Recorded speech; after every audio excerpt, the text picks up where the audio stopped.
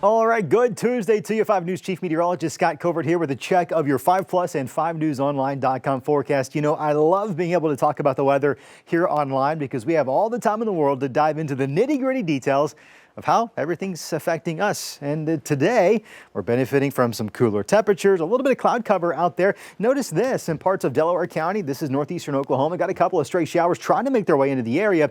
Most of that's actually not even making it to the ground. And the reason why our humidity is so low, not only here at the surface, but even up the cloud level, that a lot of those raindrops are falling, but they're evaporating before they even make it to the ground. Not to say there might not be 1 or 2 stray sprinkles make it into parts of Benton or Washington County, but largely we're dry out there, and we're likely going to continue to be dry for the next several days. Only minimal rain chances. Dew points have continued to drop from where we were 24 hours ago to today. We're looking at about a 5 to 10 degree drop, which means it's going to feel really nice out there this afternoon. Dry weather continues for the next few days with unseasonably low dew point levels. No one's going to complain about that, right? Future radar here, 7 o'clock tonight. You're going to notice a mostly clear sky, perhaps a couple of clouds passing through the area. Not too big of a deal. The big blue supermoon was last night. If you missed it, don't worry.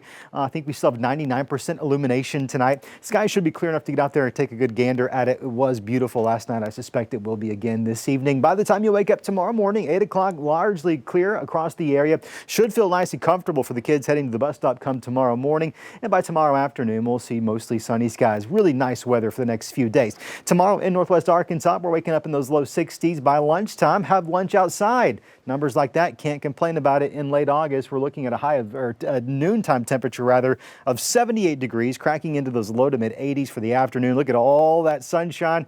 A lot of that to enjoy in the River Valley as well, with overnight temperatures dipping into the 60s.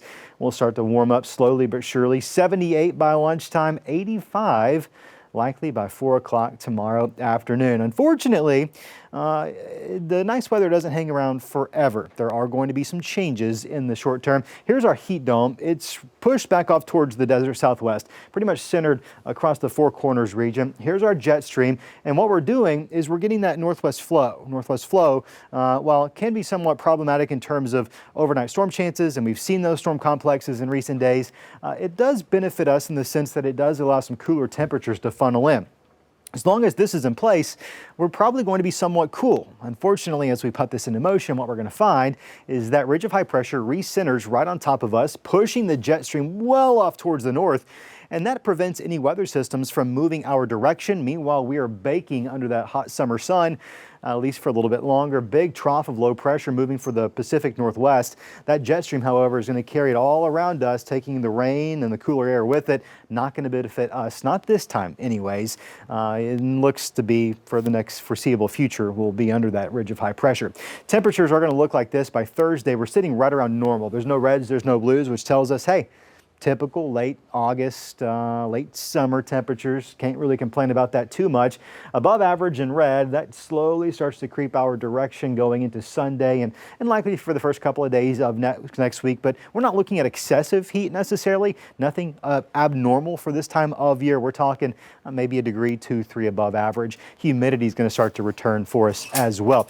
Enough humidity that by Saturday, we'll probably see some heat index values starting to get close to that heat advisory criteria. This is Saturday afternoon, and the big driver of that humidity returning, of course, it's the winds. And right now, today, for the next couple of days, we're looking at east-northeast winds, which is great. It's awesome to push that dry air into the area. But by Saturday, those winds shift out of the south. The south is going to bring us some more humidity from the Gulf of Mexico.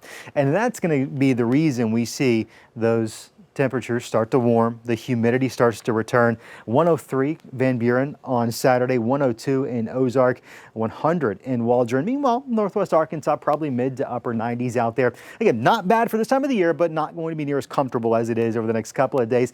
Going to have a little bit of cloud cover move in on Sunday, and that could give us slightly cooler heat index values.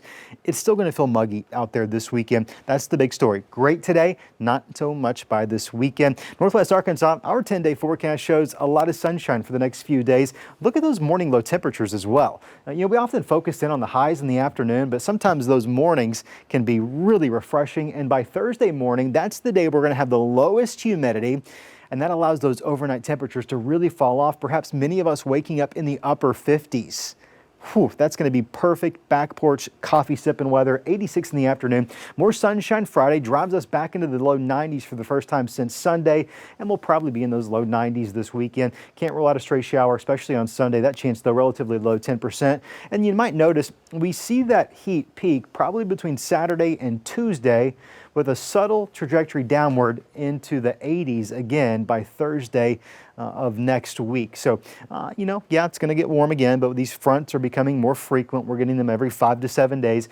They don't do a lot for us, but they do drop the humidity enough to make it feel a bit better. And sometimes, as is the case with what we're dealing with now, and then of course late next week, those temperatures can come down just a little bit as well. In the River Valley, mid 60s when you wake up tomorrow morning. How about all that sunshine the rest of the week? Sure, there'll probably be a couple of clouds here and there, but largely speaking, it's going to be really nice, really comfortable. Back in the 90s Friday as well, mid 90s this weekend. Chance of rain, it's low, but it's there. I wouldn't cancel any plans, but you might be mindful of a stray shower or two, especially there on Sunday.